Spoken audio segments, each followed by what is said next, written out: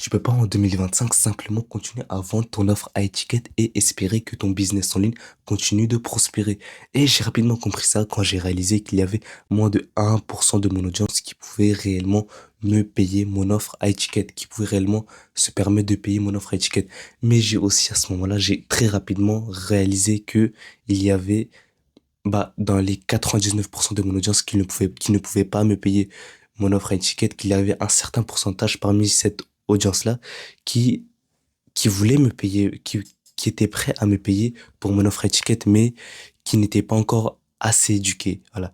Que ces personnes-là n'étaient pas encore assez conscientes. Et moi, j'aime vraiment ce terme-là. Ces personnes-là n'étaient pas encore assez éduquées pour passer à l'achat auprès de moi.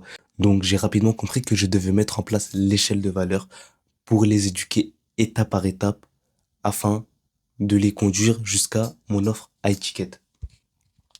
Mais là, tu vas me demander, c'est quoi l'échelle de valeur? Et je vais te faire simple, je vais te donner une image et j'espère que tu vas la comprendre. Tu vois un escalier, ok? Tout en haut de cet escalier, il y a ton offre la plus chère, 20 000 euros.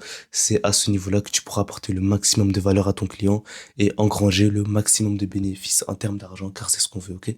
Donc, comprends bien une chose, c'est que je pense que tu sais très bien, il y a aucun humain qui fait 10 mètres de haut pour directement enjamber tout l'escalier et arriver directement à la dernière marche. Donc, ton offre à étiquette, aucun humain ne peut enjamber tout, tout un escalier, ok?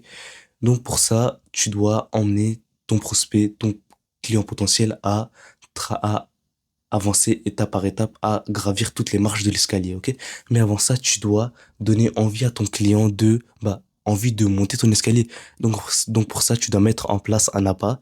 Un appât, par exemple, ça peut être la création de contenu. Ça peut aussi être un lead magnet, un produit, enfin, ça peut être un lead magnet, quelque chose qui lui apporte de la valeur, entre guillemets, gratuitement, enfin, de la valeur, entre guillemets, de la valeur gratuitement, qui va le pousser à prendre en considération ton escalier afin de gravir ton escalier. Puis, une fois que ton prospect a commencé à monter les premières marches de ton escalier, il faut qu'il ait encore envie de continuer à monter les restes des marches suivantes de ton escalier. Donc, pour ça, tu pourrais lui proposer, comment dire, un produit low ticket. Ça peut peut-être être une communauté payante de 27, 37, 47 euros par mois.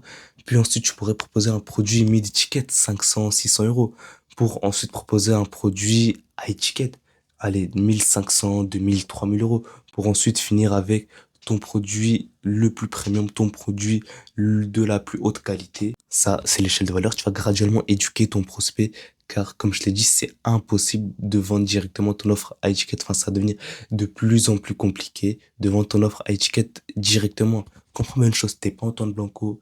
Enfin, t'es pas Antoine Blanco. Tu n'as pas sa personal brand. Tu n'as pas la notoriété d'Antoine Blanco. Tu n'as pas le marketing par association d'Antoine Blanco. Ton image ne va pas être associée à celle d'Oussama Amara, celle de Yomi Denzel, afin de faciliter tes ventes. Tu n'es pas dans un podcast comme celui de Sans Permission. Tu n'es pas Antoine Blanco. Comprends bien que ça va être de plus en plus difficile de continuer à vendre simplement ton offre à étiquette sans une échelle de valeur, sans avoir au préalable éduqué tes clients juste avec ton image de marque. Comprends bien ça. Et si tu as bien compris ça, tu peux espérer que ton business en ligne florisse en 2025. C'est tout simple.